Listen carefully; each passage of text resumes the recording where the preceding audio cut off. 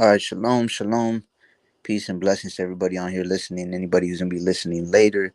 So the Most High just put on my spirit to go ahead and do a quick live on humility. A few things that I've seen lately, a few things that have happened to me and to others recently, and I just wanted to come on here and speak about humility real quick, right?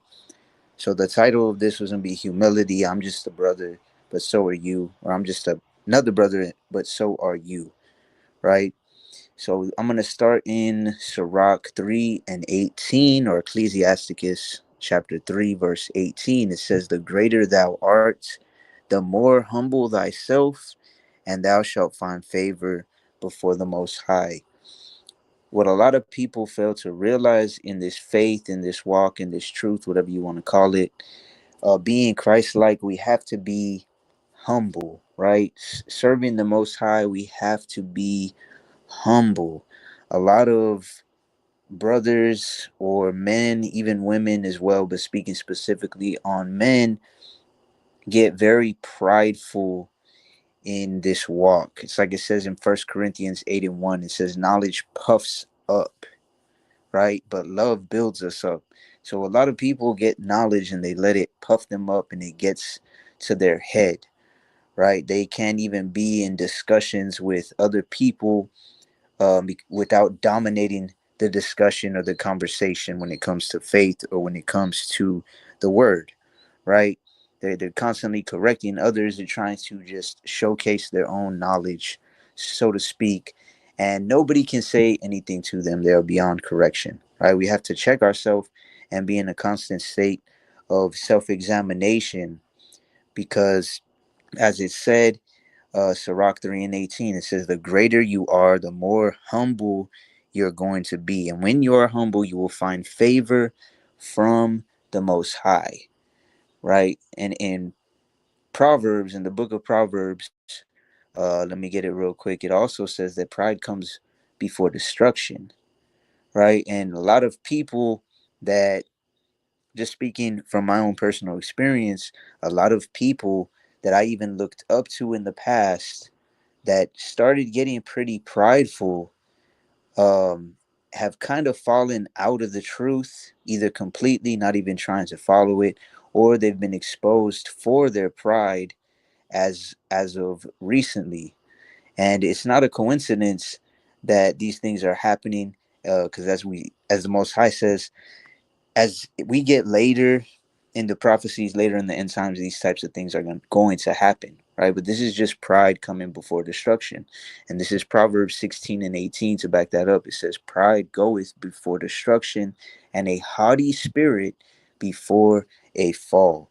One thing that I've seen over this almost going on 8 years in the faith is that when you start to become prideful in one way or another, some type of destruction is going to come towards you, right? Whether it be to your finances, whether it be to your health, whether it be to your congregation or your following for some of the brothers that were in higher positions, etc., right? So we have to remember to always stay in a humble spirit. This is James chapter 4 and verse 10. It says, "Humble yourselves in the sight of the Most High, and he shall lift you up." Okay, so instead of being lifted up in humility, a lot of people end up falling in their pride. And a lot of times it's, or from, again, from, I can only speak from my own personal experience. A lot of times I've seen that it's when people have this better than thou art attitude, or more holy than thou art attitude, right? A lot of people let that knowledge puff them up to the point where, they're either boasting about, "Well, I've been in the truth this long, you can't tell me nothing," whether it be, you know on social media, you can see it a lot as well, but even in person as well, whether it be like sharing your accomplishments, your possessions, your promotions or accolades, with an attitude that only draws attention to yourself rather than giving praise to the Most High, right?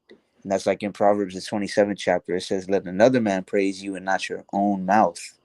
Uh, Another man and not your own lips," right? A lot of people use social media as a public display of their righteousness, right? Posting photos or captions or whatever the case may be of their own good deeds, quote unquote good deeds, whether it be helping people less fortunate than them, giving to charity, whatever, just trying to receive some type of admiration, right?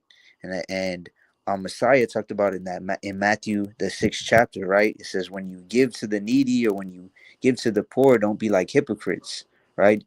That you can be praised by others, and you see that a lot as well.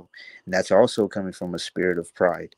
You have brothers and sisters that claim the faith or claim the truth or claim to be an Israelite and this, that, and the other, and then a lot of them do it unknowingly, right? But something I've seen many, many times over the years is like in their bio, they'll have, oh, well, I'm with so and so camp or so and so congregation, right? And they don't even have nothing about the Most High or His Son in their bio, but they do feel the need to put, I'm this, whatever their position is from their camp or congregation, which is just crazy to me as well. That's showing what you uh, think about or what you want to display more, right? And instead of speaking of the Most High, because that's the first thing people are going to see, the first thing they want to know is I'm from this camp or I'm a soldier of this camp, right?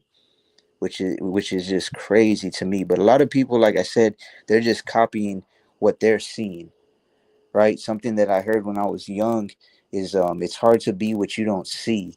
So we need to have a lot more people that are humble that people can look up to and see that so that they can emulate the humility that we're trying to live out because we're emulating our Messiah, Yahushai, right? So I'm gonna get a couple more verses real quick. I'm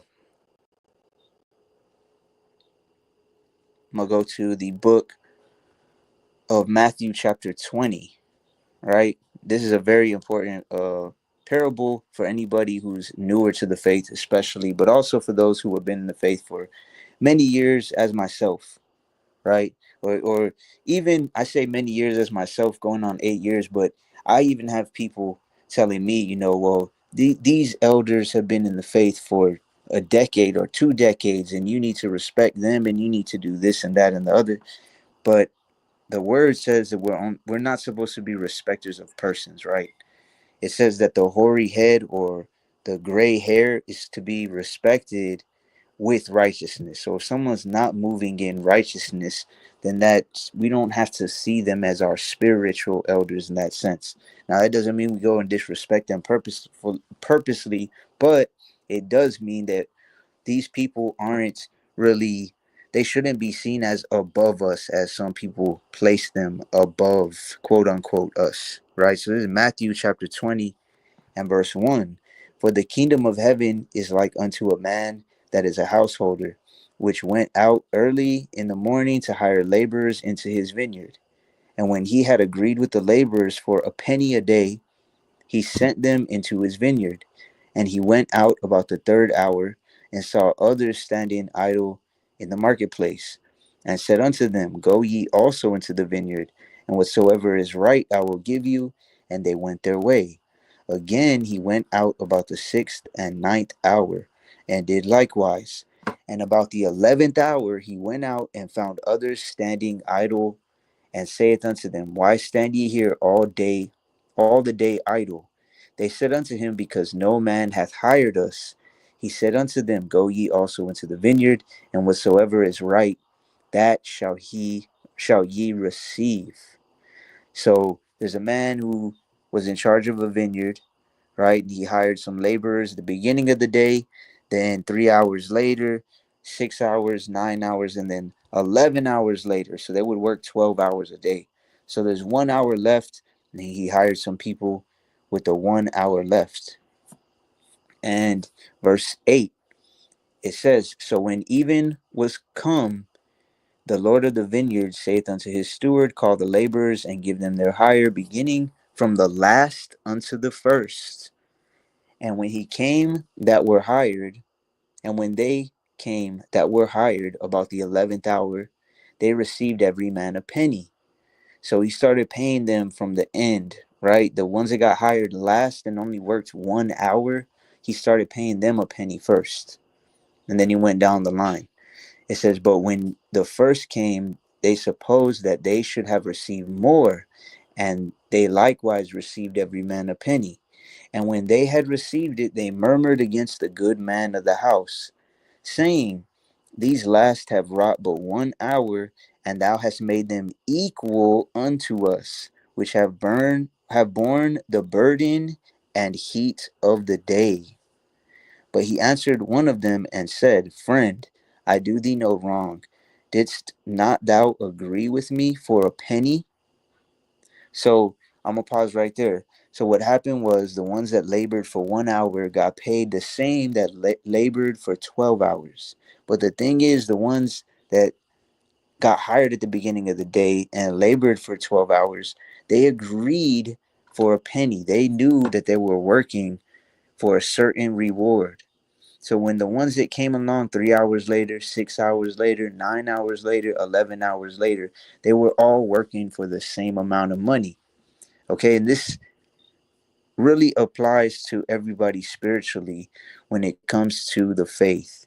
There's a lot of people that are barely coming into the faith right now. And I say barely because I know brothers that have been in this faith 10 years, 8 years, 5 years, 4, 3, 2, 1, whatever the case may be.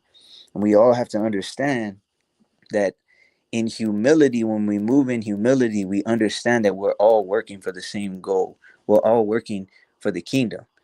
And we can't be trying to act as if we are more righteous than other people who are barely coming into the faith, right? Because the Most High doesn't look at the amount of time. He looks at the amount of sincerity, the amount of humility, and the amount of obedience to him, right?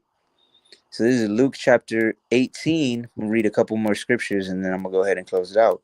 This is Luke chapter 18. It says, and he spake this parable unto certain which trusted in themselves that they were righteous and despised others. So this is a parable about certain people, and it was talking about the Pharisees, as you're going to see in a second. They trusted in themselves that they were righteous and despised others. Verse 10, two men went up into the temple to pray, the one a Pharisee and the other a publican. The Pharisee stood and prayed thus with himself, God, I thank thee that I am not as other men are, extortioners, unjust, adulterers, and even as this publican. I fast twice in the week. I give tithes of all that I possess. And the publican, standing afar off, would not lift up so much as his eyes unto heaven. He wouldn't even look up to the Most High while he was praying, but smote upon his breast, saying, God, be merciful to me, a sinner. I tell you, this man went down to his house justified rather than the other. For every one that exalteth himself shall be abased, and he that humbleth himself shall be exalted. So on the one side, on the one hand, you have the Pharisee who was saying, man, I'm glad I'm not a sinner like these other people, even like this publican right here praying, right? I fast. I'm not an adulterer. I'm not an extortioner, etc. I give tithes all the time. And the publican said that he asked the Most High to be merciful to him because he was a sinner. And it said that he was more justified than the Pharisee who would teach the Bible, because the Pharisee was being prideful, right? And then it finishes by saying, everyone that exalts himself will be abased. Anyone that holds himself very highly will be brought down. And anyone who puts himself real low is going to be brought up. Because again, like it said in Sirach 3 and 18, the greater you are, the more you're going to humble yourself. And when you humble yourself, you will find favor from the Most High. Right? We have to remember, like it says in Romans, the 3rd chapter, it says, all have sinned and come short of the glory of the Most High. Yes, we need to follow him with as much obedience as we possibly can, but we also have to keep in mind that we all fall short of the Most High. Right? And that's why I titled this video, Humility I'm just another brother, but so are you. Because there's some brothers out there that think I hold myself higher than others for whatever reason. I know for a lot of people, it's just them projecting themselves onto others. But I'll be the first one to say, I am just another brother, just like you listening or whoever's going to listen later on, right?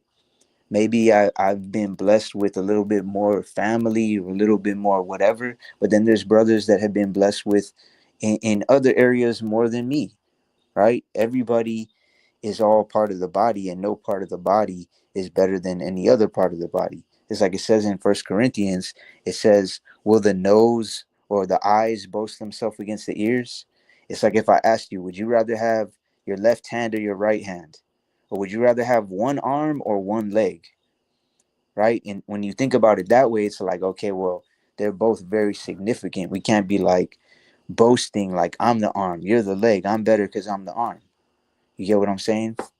So this is Sirach chapter 8 and verse 5.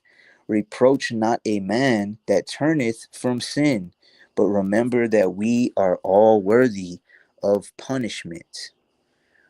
Right? We are all worthy of punishment, is what it says. This is James chapter 4 and verse 10. Humble yourselves in the sight of Yahweh, and he shall lift you up. We have to humble ourselves in the sight of the Most High in order to be lifted up higher, right? And that's why it says the greater you are, the more humble you'll be, because the Most High is going to lift you up as you humble yourselves. Okay, so with that, I give all praise, honor, and glory to the Most High. Just a few things that happened in my life put the Spirit on me to come on here and go ahead and share that with y'all. Most High willing, it reaches at least one of you brothers and sisters and helps you to walk in more humility. So with that, all praises to the Most High. Kahlo Yahweh Hashem Mashiach Yahweh Shai, which is the name of the Father and the Son, the Paleo Hebrew tongue. Hope y'all have a blessed and productive rest of the week. Shalom.